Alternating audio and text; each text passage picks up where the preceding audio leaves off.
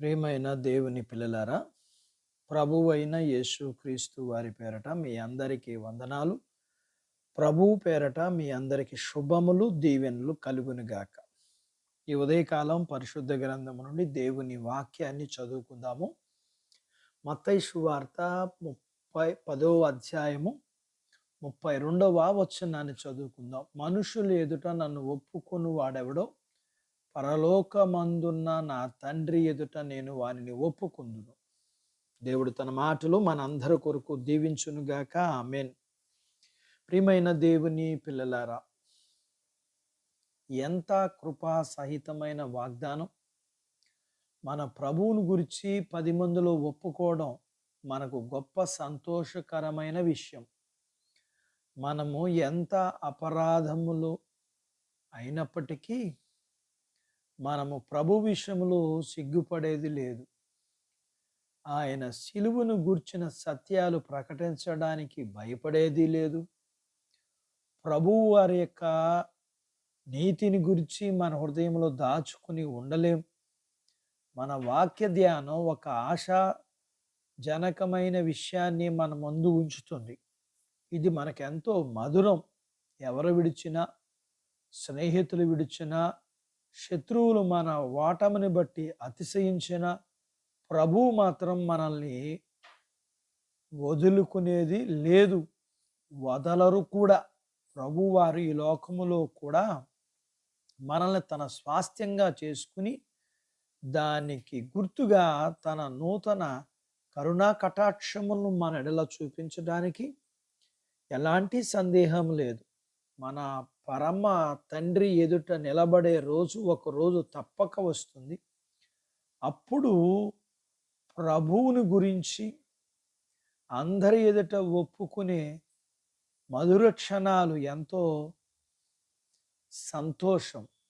అప్పుడు బహుశా మన గురించి ఇలా చెప్పవచ్చు: వీరు నన్ను నమ్ముకున్నవారు భూమి మీద నన్ను బట్టి, నా నామమును బట్టి ఇతరుల చేత నిందలు పాలయ్యారు, అలాగే దూషించడానికి, అవమానాలు అనుభవించడానికి ఇష్టపడ్డారు. కాబట్టి వీరిని నా వారిగా అంగీకరించడానికి నేను ఇప్పుడు ఇక్కడ ఇష్టపడుచున్నాను.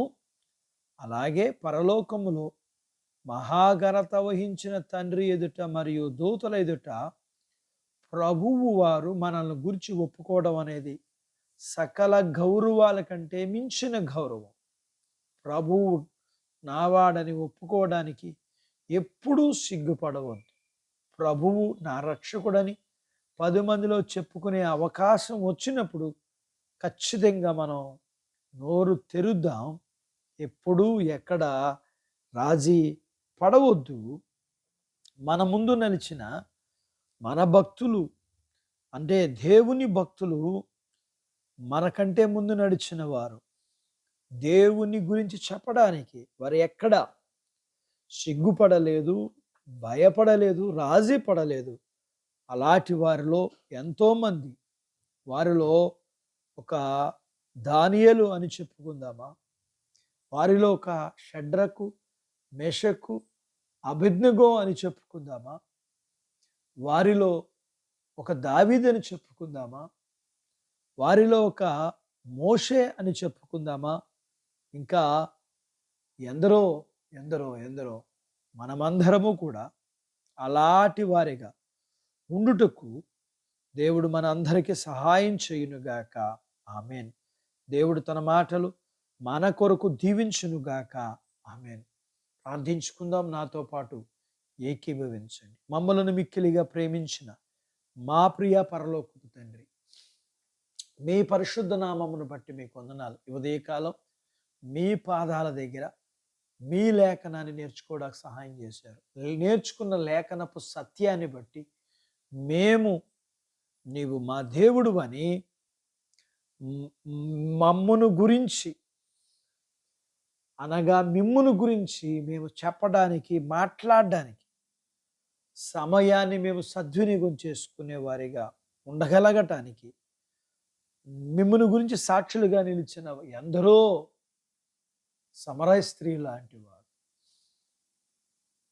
అలాగనే గెరాసాన ప్రాంతంలో దెయ్యాల చేత విడిపింపబడినవాడు.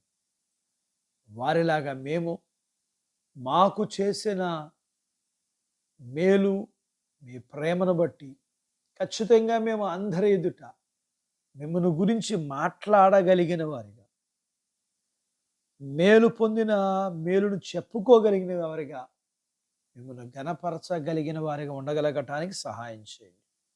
మీ పిల్లలను దీవించండి. చిన్న బిడ్డలను, యవనస్తులను, వృద్ధులను, స్త్రీలను, పురుషులను దీవించండి. వారి చదువులు, ఆరోగ్యాలు, వారి యొక్క ఉద్యోగ ప్రయత్నాల్లో విజయాన్నివ్వండి. ఉద్యోగాలలో ప్రమోషన్స్ ఇవ్వండి. చేతి పనులు, వ్యాపారాలు, పొలాలు, పశువులను దీవించండి. అలాగనే ప్రియుడా మీకు వందనాలు. వివాహాలు కాని వారికి అవుటకు, గర్భఫలములు లేని వారికి ఇమ్మని, గర్భం కలిగిన వారికి సుఖమైన ప్రసూతి, ప్రసూతైన తల్లి పిల్లలకు ఆరోగ్యాలు ఇమ్మని, మీ పిల్లల అవసరాలు, సమస్యలు, బలహీనతలు, రుణాల నుంచి విడిపించి మీ పిల్లల్ని మీరు దీవించాలని యేసు ప్రభువు వారి పేరట స్తుతించి ప్రార్థించి అడిగినవన్నీ పొందుకొని ఉన్నాము తండ్రి. ఆమెన్. దేవుడు మిమ్మల్ని దీవించునుగాక. ఆమెన్.